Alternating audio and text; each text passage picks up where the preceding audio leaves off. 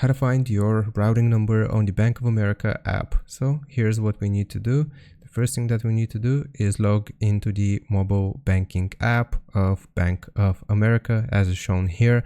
Once we have logged in, we will need to go to the accounts overview section, and we need to click on our checkings or savings account depending on what we want to view.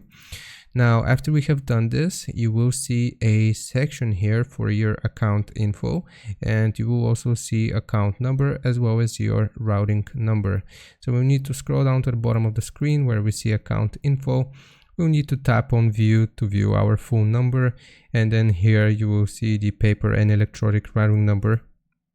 And this is to order checks, set up direct deposits and outgoing payments to other financial institutions. So if we click on view, it's going to show you your Bank of America routing number on the mobile app, and that's how we do it. I hope this helps. Leave a like and sub. I'll see you next time.